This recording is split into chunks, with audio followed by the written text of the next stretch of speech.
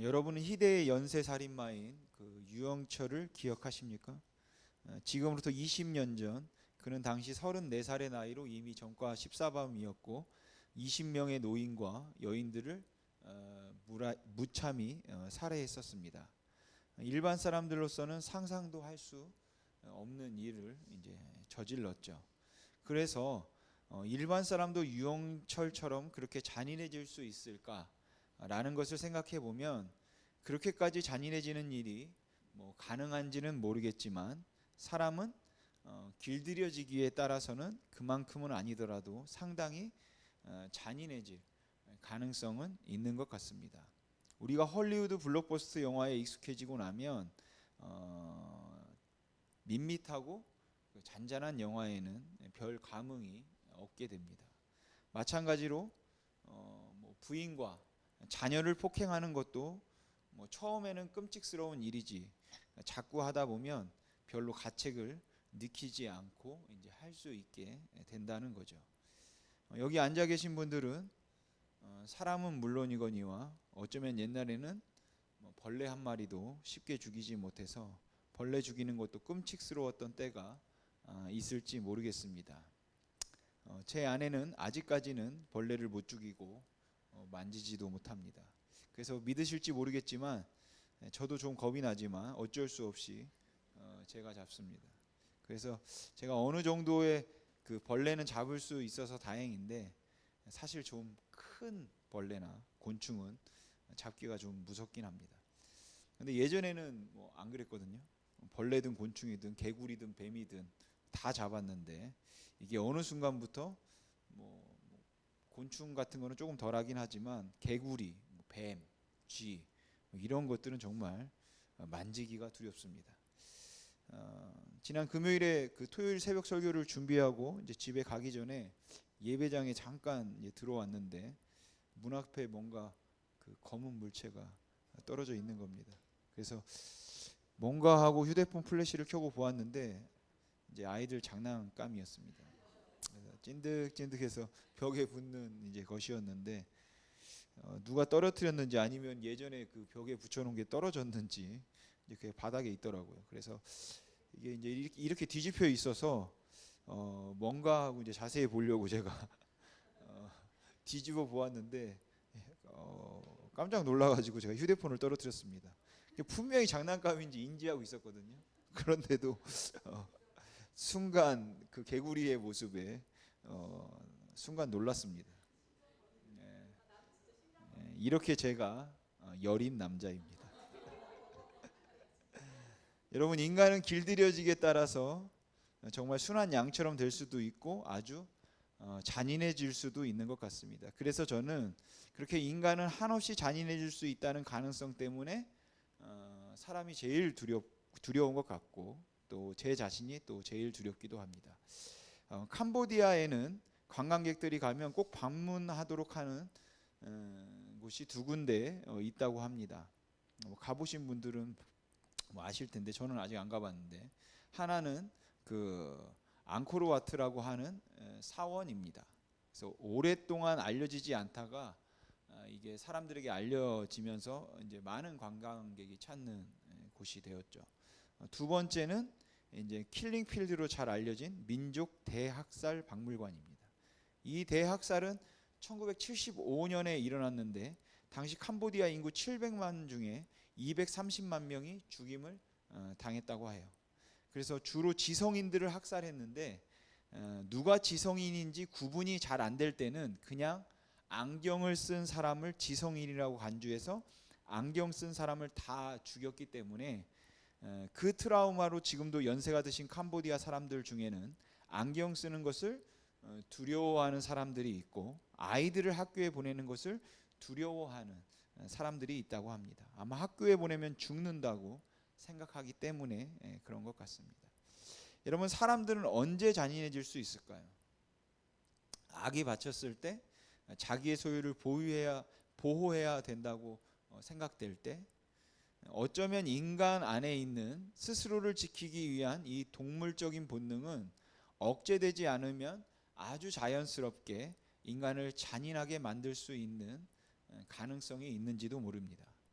하지만 대체로 인간은 그런 잔인성을 억제할 만큼의 그 이성 그리고 동정심을 일반적으로 사람들은 가지고 있습니다. 그리고 그게 그나마 다행인 것이죠. 그런데 예수님 당시 그 백성들은 그들도 이성과 동정심을 가지고 있었을 건데 왜 예수님을 십자가에 못 박으라고 외치는 그러한 잔인함을 보였을까라는 것을 사실 이해하기가 어렵습니다. 그래서 저는 그렇게 잔인했던 그 백성들보다 오히려 예수님을 죽이지 않기 위해서 3번이나 백성들을 설득하려고 했던 빌라도, 아주 합리적이고 너그러운 것처럼 보였던 이 빌라도를 주목해 보고 싶습니다. 여러분, 빌라도는 예수님이 죄가 없다는 것을 알았습니다. 그래서 예수님을 놓아주기 위해서 당시 흉악범 바라바 대신에 예수님을 놓아주겠다라고 했습니다.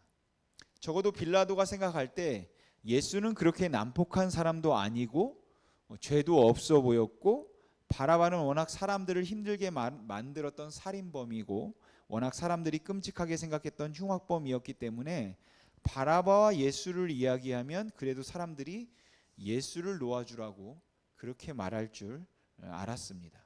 근데 어찌된 일인지 백성들은 바라바를 놓아주기를 원했습니다. 그렇게 백성들이 예수님 대신에 바라바를 놓아달라고 했을 때 빌라도는 굉장히 당황했습니다. 그리고 그런 유대인들을 도대체 이해할 수가 없었습니다. 그때까지도 빌라도는 백성들의 의중을 이해할 수 없었습니다. 도대체 무슨 이유로 백성들이 이렇게까지 예수를 미워해서 죽이려고 하는지 이해할 수 없었습니다. 빌라도가 보기에 대제사장을 비롯한 당시 종교 지도자들은 왜 그러는지, 그들이 어떻게 예수님과 지금 세력 다툼을 하고 있는지 그것은 좀 이해가 되고 알겠는데 도대체 이 백성들은 왜 저렇게 난폭해졌는지 이해를 할 수가 없었을 겁니다. 빌라도는 예수님에게 죄가 없다는 것을 알았기 때문에 예수님을 처형하고 싶지 않았습니다. 그래서 그가 한 가지 계책을 생각해냅니다. 바라바를 놓아주겠다고 말하면 아마 예수를 풀어주라고 할 거라고 생각했던 그의 예상이 빗나간 다음에 그는 또 다른 하나의 계책을 생각해낸 것입니다. 그냥 매질을 해서 내보내겠다. 내가 그를 때려서 보내겠노라 하는 생각을 한 겁니다. 그래서 군인들에게 명령해서 예수님을 매질하도록 했습니다. 혹시 패션 오브 크라이스트라는 영화를 보셨다면 그때 예수님께서 어떻게 매를 맞으셨는지 그 장면이 연상되는 분들이 계실 겁니다. 학자들은 그 당시 죄수를 향한 로마 병정들의 채찍질에 관해서 이렇게 소개합니다. 죄수의 옷을 벗긴 후 기둥에 그를 묶거나 아니면 바닥에 엎드려 놓았다. 여러 명의 군인들이 돌아가면서 때렸는데 마지막 한 사람이 지쳐서 더 이상 때릴 수 없을 때까지 때렸다. 그러면 죄인의 몸에서는 살점이 여기저기 떨어져 나갔다. 자유시민은 몽둥이로 때렸고 군인은 막대기로 때렸지만 노예들은 가죽으로 만든 채찍으로 때렸는데 그 채찍에는 쇠붙이가 뼈에 붙어 있어서 쇠붙이나 뼈가 붙어 있어서 마치 체인으로 때리는 것 같았다. 예수는 그 채찍으로 맞았던 것이다. 그렇게 채찍으로 맞다가 죄수가 기절을 하거나 아니면 죄수가 죽는 것을 보는 것은 그리 어려운 일이 아니었다. 그렇게 예수님은 온몸이 갈기갈기 찢어지도록 매를 맞았습니다. 온몸에 피가 흘러 응고된 그 모습은 참아 볼 수 없는 정말 잔혹한 그런 모습이었습니다. 그런데 군인들은 거기에서 멈추지 않았습니다. 그들은 예수는 자신이 왕이라고 했던 사람이니까 그 왕을 만들어줬습니다. 그래서 가시가 잔뜩 돋은 줄기를 잘라서 엉성하게 엮어 면류관을 만들었습니다. 그리고는 예수님의 머리에 그것을 씌웠습니다. 아니 좀 더 정확하게 말하자면 그 머리에 그 가시관을 박았습니다. 여러분 아주 작은 가시 하나만 손가락에 박혀도 어떻습니까? 그 아픔이 정말 얼마나 큰지 우리가 잘 알죠. 근데 그 길고 뾰족한 가시들이 머리를 둘러 박혔다라는 것이에요. 머리가 퉁퉁 부어 올랐을 겁니다. 그리고 이때쯤이면 온몸은 말할 필요도 없이 예수님의 얼굴까지도 온통 피범벅이 되었을 겁니다. 그렇게 온몸에 피가 쏟아지고 있고 견디지 못해서 온 얼굴이 일그러지고 머리가 다 퉁퉁 부었는데, 그쯤 했으면 됐을 것 같은데 이 로마 군인들은 멈추질 않습니다. 이번에는 군인들이 돌아가면서 유대인의 왕이여 편안할지어다, 그런 비웃음의 인사를 하고는 돌아가면서 예수님의 뺨을 때리기 시작했습니다.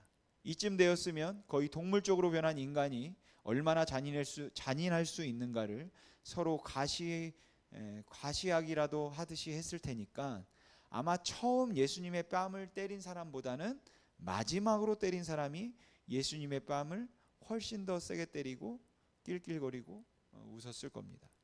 머리는 가시로 퉁퉁 부었고 온몸은 채찍으로 맞아서 피투성이가 되고 살이 여기저기 떨어져 나가 있었고, 그런 예수님의 얼굴을 군인들이 돌아가면서 뺨을 있는 힘껏 때려서 그 얼굴도 퉁퉁 부어서 눈이고 코고 입이고 아마 터지지 않은 곳이 없을 만큼 온 얼굴이 피투성이로 만신창이가 되었을 겁니다.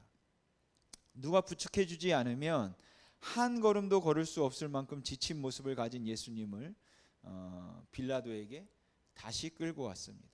아마 빌라도도 차마 그 모습을 볼 수 없었을 겁니다. 자기의 부하들이지만 정말 잔인하다 생각했을 겁니다. 바로 얼마 전까지만 해도 자기 앞에서 당당하게 당신도 진리를 알고 싶느냐, 내가 바로 왕이다 라고 말하던 사람이었는데, 이 사람의 모습은 지금은 그 모습이 아닙니다. 끔찍하게 이를 데 없습니다. 여러분, 빌라도가 예수님에게 죄가 없다는 것을 알았다면 이쯤에서 어떻게 했어야 할까요? 그에게는 아마 일말의 양심이 있었을 겁니다. 그래서 아마도 그는 이만큼 때렸으면 백성들이 놓아주라고 할 거다, 이렇게 생각했을 겁니다. 그래서 빌라도는 예수님을 데리고 다시 대제사장과 그리고 백성들을 모았습니다. 그리고 말합니다. 보라, 이 사람이로다. 이 사람이 여기 있다. 봐봐라. 무슨 의미였을까요? 형체를 알아볼 수 없을 만큼 온몸이 피투성이가 되고 얼굴과 머리는 퉁퉁 부어오른, 그렇게 깨지고 상한 모습으로 그곳에 끌려와서 서 있을 기력조차 없이 서 있는 그를 보면서 봐라, 이 사람이다. 이 사람이 여기 서 있다. 무슨 의미였겠습니까? 이만하면 됐지 라는 말 아니겠습니까? 형체도 알아볼 수 없게 된 예수님을 앞에 세워놓고, 자 봐라, 내가 거반 반 죽게 만들어 놨잖아. 내가 거의 죽도록 때려서 이렇게 만들어 놨지 않냐. 내가 아무리 봐도 죄를 찾을 수 없었지만, 그에게는 아무런 죄도 없었지만 너희들이 하도 성화를 해서 너희의 원함대로 내가 해주었다. 이제 흡족하냐, 뭐 이런 의미였을 겁니다. 근데 그 예수님의 모습을 보고 그 빌라도의 말을 들었던 백성들이 소리를 지르기 시작합니다. 그를 십자가에 못 박게 하소서. 그러니까 그것도 만족스럽지가 않은 겁니다. 세상에 어쩌면 이럴 수가 있습니까? 다 미친 사람들 아닙니까? 어쩌면 이렇게 잔인한 사람들이 있을 수 있을까요?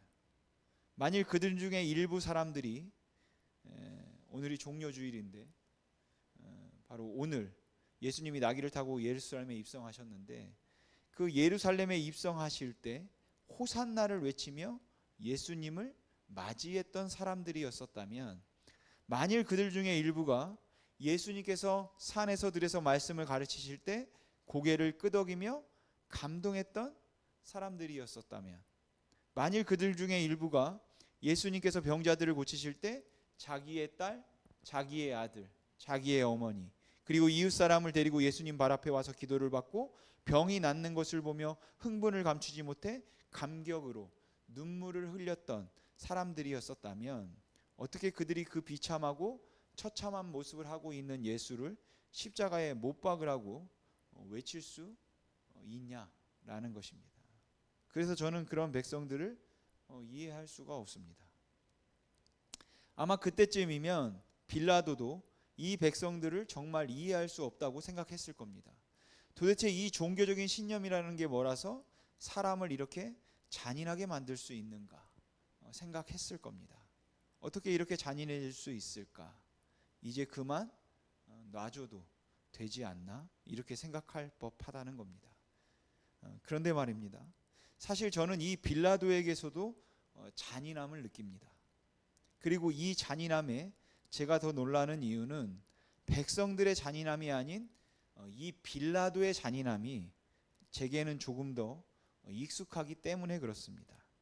빌라도는 그 사람들의 반응을 보면서 두려워했던 것 같습니다.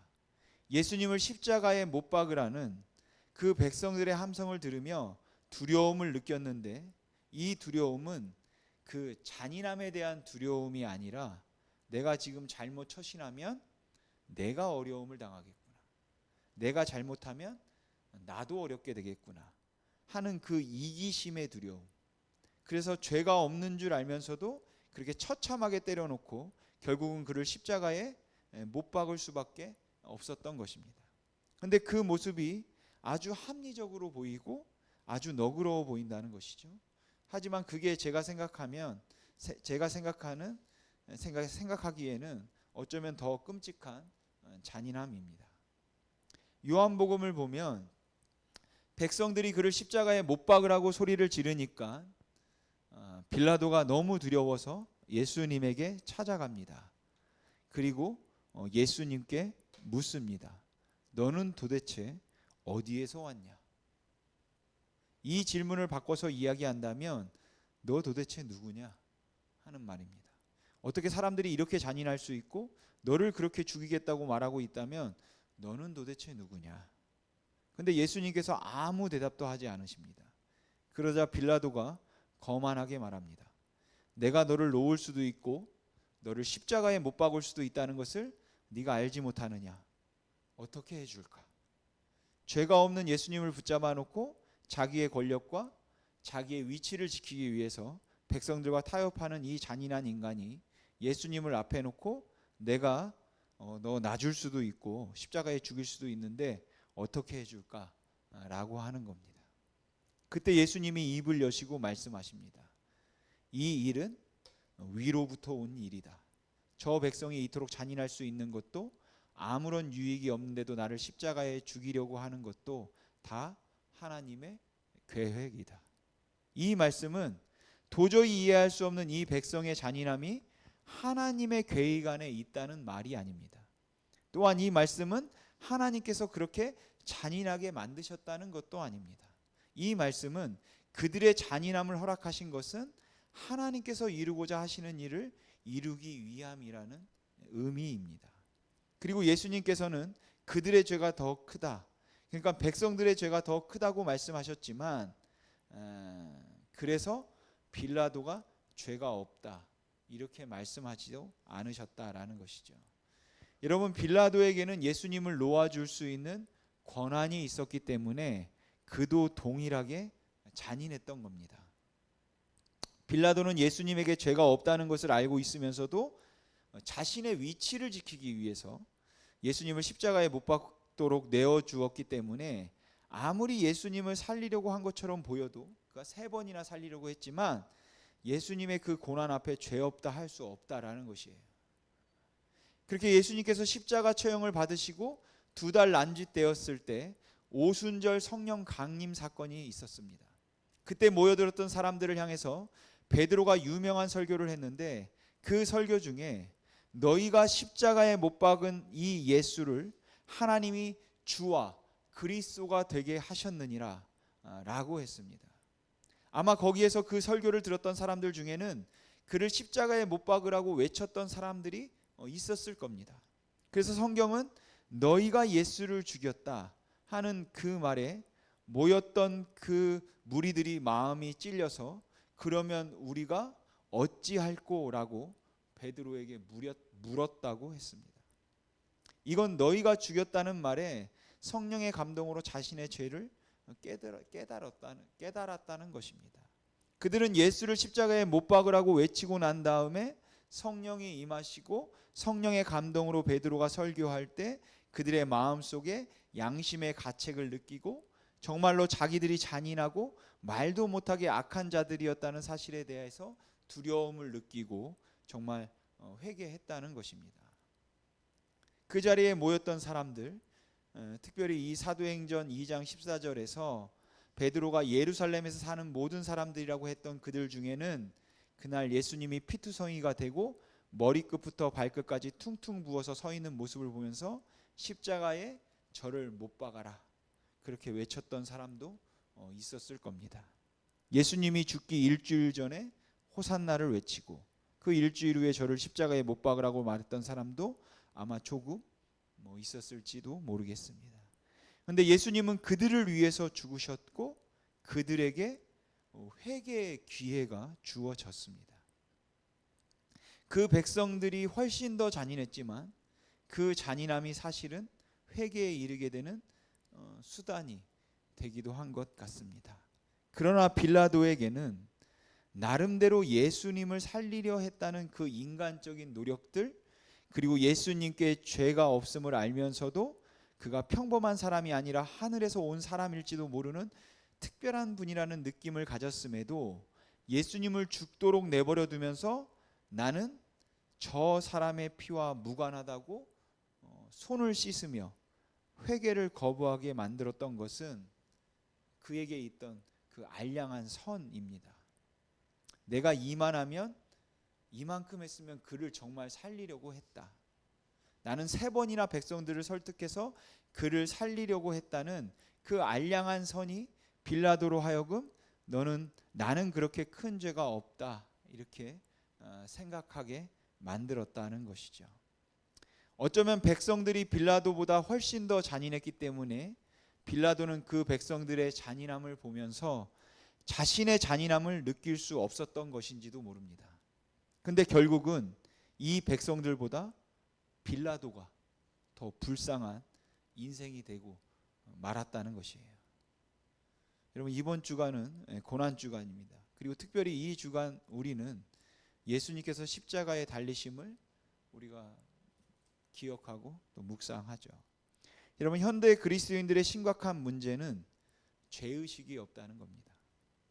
우리는 참 이기적인데, 우리는 참 잔인한데, 그리고 정말로 교만한데, 빌라도처럼 약간의 인간적인 노력과 의지, 남들보다 약간의 그 인격적인 모습들, 잔인해 보이는 사람들보다는 그래도 조금 더 낫다는 그 상대적인 선이, 그러면 어찌할꼬 하며 가슴을 치며 울지 못하게 만든다라는 것이에요. 여러분, 빌라도가 그래도 내가 백성들보다 낫다는 생각이 빌라도가 예수를 죽게 만들었다는 이 사실에 무게를 경감시킬 때 죄를 죄로 보지 않았던 것처럼 우리들의 그 상대적인 의가 하나님의 은혜를 누리지 못하도록 만들기도 합니다. 그래서 우리가 이 빌라도의 모습을 보면서 오늘 이 예배는 하나님, 우리가 죽을 수밖에 없는 죄인입니다. 우리는 그 은혜가 아니면 용서도 사죄도 구원도 가능하지 않은 죄인입니다 라고 고백하는 예배인 것입니다. 또한 오늘 이 예배는 그럼에도 우리를 살리신 그 은혜가 너무 감사합니다 라며 기뻐하는 예배입니다. 여러분, 우리가 주님을 죽였습니다. 그러나 주님은 우리를 위해 죽으셨습니다. 여러분, 죄인됨보다 우리의 죄인됨보다 은혜가 더 큰 것이 아닙니다. 죄인됨 때문에 여러분 은혜가 큰 것입니다. 죄인됨을 느끼지 못하고 죄인됨보다 은혜가 더 큰 것이라서 그 더 큰 은혜를 받았다고 기뻐하는 것이 아니라 우리가 빌라도와 똑같다 생각하고 그 백성과 똑같다 생각하여 하나님 앞에는 아무것도 내어놓을 것이 없다는 죄인임을 깨달을 수 있을 때, 그 죄인됨을 깨달을 수 있을 때 그때 은혜가 커지는 법입니다. 그런데 제가 이해하기에 오늘날 교회의 문제는 그 죄인됨보다는 은혜가 더 큰 것이라는 것을 이야기해서 죄인됨은 말하지 말고 은혜만 말하자고 합니다. 우리가 예수를 죽인 그러한 죄인이고 우리는 교만한 자들이고 빌라도와 다를 바 없는 굉장히 그럴듯해 보이고 때로는 종교적인 열심을 보이기도 하지만 우리의 죄로 인하여 예수가 죽었다는 그 말 하지 말고 하나님이 우리를 사랑하시고 우리를 귀히 여기시니 그 은혜가 크다는 말만 하자. 그래서 죄인됨보다 은혜가 더 큽니다 라는 이야기를 하지, 나의 죄됨 때문에, 나의 죄인됨 때문에 은혜가 큽니다 라는 말을 하지 않는다는 겁니다. 여러분, 죄인됨 때문에 은혜가 더 큰 것이라면 우리는 빌라도와 같은 그 주님을 살리고 싶은 마음 때문에 그 잔인함과 죄를 보지 못해서 은혜를 놓치는 일은 없어야 할 것입니다. 그래서 오늘 예배 가운데 우리가 두 가지를 하고 싶습니다. 하나는, 하나님, 저는 하나님 앞에 아무것도 내어놓을 수 없는 죄인입니다. 저는 빌라도가 백성들보다 낫다 생각할 수 없는 것처럼 제가 가지고 있는 이 상대적인 선이 하나님 앞에 내놓을 만한 것이 못 된다는 것을 아는 저는 죄인입니다 라는 그 고백입니다. 그리고 그 고백 때문에 저를 위해서 죽으신 주님, 내가 하나님의 자녀가 됨은 온전히 은혜입니다. 여러분, 그 고백을 할 수 있기를 소망합니다. 사랑하는 성도 여러분, 우리는 정말로 죄인입니다. 그래서 우리의 죄를 용서하기 위해서 십자가에 죽으신 주님의 은혜가 진심으로 여러분 감사한 것입니다. 죄인됨 때문에 은혜가 더 크다라는 것을 항상 기억하시기를 주님의 이름으로 소망합니다. 기도하겠습니다.